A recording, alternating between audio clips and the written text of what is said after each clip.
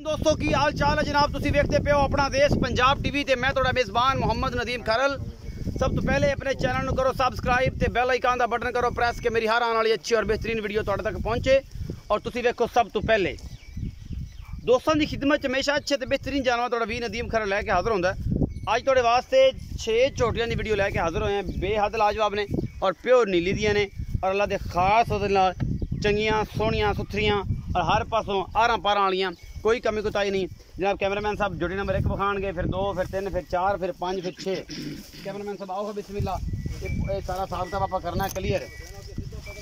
लो जी, यह झोटी है, सफेद चिट्टियां अखां ने, निक्का निक्का सेरे और जनाब चंगी लम्मी बुथी और चंगी सोहनी बरीक झोटी है और निशान लग्या 416 का। ये इन्होंने ताज़ा ही ला छड़िया है और ये सारा कुछ अपना देश पंजाब टीवी की जीनत है और थोड़े वीर की बेशक कोशिश है। कूंज रंगी बरीक झोटी है और बड़ी आला क्वालिटी का पीस है, अपना देश पंजाब टीवी की जीनत है। ये झोटी नंबर 1 है जी, यह 416 नंबर लग्या लेकिन लाया ताज़ा होया है। कैमरामैन साहब बार बार नहीं दिखाया जो दोस्त के अंदर यार जुल्म करते हैं, लेकिन जुल्म तो यही करते हैं, इन्हें ही देनिया ने देनियाँ आपा नहीं देनिया जो इन्होंने जुल्म किया है। ये जनाब ताज़ा इनू जनाब दाग ला छड़िया है। यह झोटी नंबर 2 है जी, बेहतरीन खोलना भावें सही ने, लत्तां लुत्तां ठीक ने ना, लत्तां तो ठीक ने ना, कोई लगनांदी तो नहीं। हाँ खोल के बखाल है तो बेली आंदा यार लंगड़ी सी जहाँ का तो स्टोर के बखाई नहीं सी। ये झोटी नंबर 2 है जी, वजन सारियां 4.5 पौने 5 मन ने, सारियां दे वजन 4.5 और पौने 5 मन वजन है और ये सारा कुछ अपना देश पंजाब टीवी दी। झोटी नंबर 2 है, ये सारियां मूँह दियां सील सऊ और चंगियां ने अल्लाह के खास फजल दे नाल। ये झोटी नंबर 2 है जी, कैमरामैन तफली ने तो दिखा रहा जी और इंशाल्लाह अपनी कोशिश बड़ी कर रहा है बेचारा, बाकी लेने देने मुकद्दर ने। ये जनाब झोटी नंबर 2 है जी। झोटी नंबर 3 दिखाओ जी कैमरामैन साहब, यह झोटी नंबर 3 ने, इन्हों टोर के इवें विखाना है और टोर के तो जनाब परले पासे लै जाओ मेरा बच्चा परा बेरी वाले पासे। ये झोटी ये तकरीबन 5 मन वजन है, तकरीबन ज़्यादा नहीं तो 5 4.5 पौने 5 मन वजन होएगा। बड़ी खूबसूरत झोटी है और जनाब ये भी प्योर नीली दी है। ये दरिया की सरजमीन से सतलुज की सरजमीन से असीं खड़े हैं, जिहदे कोई शक नहीं है। ये जनाब झोटी नंबर 3 है। उस बाद झोटी नंबर विखावांगे 4 तो मुल इन्हां दा मालक नूं पुछ लांगे की हिसाब किताब है। ये झोटी नंबर 4 है जी, 3 सॉरी यह झोटी नंबर 3 है, यह झोटी नंबर 4 है जी।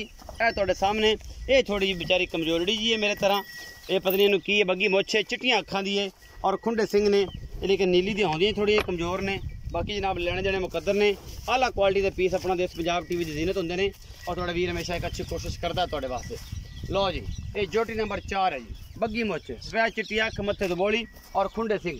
ये सारा कुछ जनाब तसलियां करा दी ने कैमरामैन ने, इनू बनो भाई। तो उस बाद जनाब आप झोटी नंबर 5 तो 6 विखाइए तो फिर मुल आप इन्हां दा कर लेने भाव जो हिसाब से लग गया। लो जी, ए जी शाह काली, ये नील है, प्योर नीली दी बरीक बूथी और निक्का निक्का सिर, शाह काली कट्टी है, मुँह खीरी है और जनाब बहुत आला क्वालिटी का पीस है, अपना देश पंजाब टीवी की जीनत है और जनाब बहुत ही खूबसूरत कट्टी है अल्लाह के खास फजल नाल। मुँह खीरी है, कच्ची खीरी है जी, बखाओ जी, कच्ची खीरी है जी। ये कट्टी कच्ची खीरी है जी माशाल्लाह और किंगरी वाला निक्का निक्का सिर लगे हुआ है, बड़ी खूबसूरत है जनाब, आला क्वालिटी का पीस है। एडा मोटा गोल लगे हुआ है, अंगूठे अंगूठे जिन्ना और माशाल्लाह रेशम वर्गी है, सारी पद्धर है और सोहनी है, अपना देश पंजाब टीवी की जीनत है। आओ जी, ये जी कट्टी नंबर 5 है जी, कट्टी नंबर 6 भी है कि निक्की जी, वो भी विखाने उन्होंने वैसे विखा देने जी। ये पंजाबी जो गल कर लो, ये मूँह तो पैंदी है, ये बोली है, चीन लत्था होया माशाल्लाह, अखां दोवां चेंदे कड़े ने। ये जनाब ये भी कट्टी है अल्लाह के फजल नाल, ते मैं तो क्या सी बड़ी कमज़ोर जी है तो हिलदी नहीं पर भजदी रुकदी चंगा है।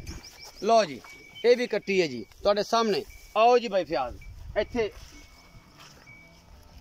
ਇੱਥੇ आओ भाई फयाज, इस पासे छां ते आ जा, धुप बड़ी है यार, इन्हों इत्थे विखा लेने, कैमरामैन विखाई भी रखेगा जी।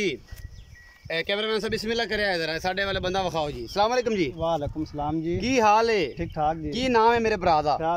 फयाज अहमद भाई। फयाज 4 झोटियां विखाइयां जी, ये झोटियां जी कैमरामैन विखांदा पे है, इन्हां झोटियां दा की हिसाब किताब है? ये मुँह खीरियां ने, चौगियां ने, छिगियां ने, अट्ठां ने या की ने? दुंदियां कोई एक अद्धी चौगी भी होसी? नहीं तिन्ने दुंदे, चारे ही कोई एक अद्धी चौगी भी है कि सारी छली की हो भी सकती है कि नहीं हो सकती।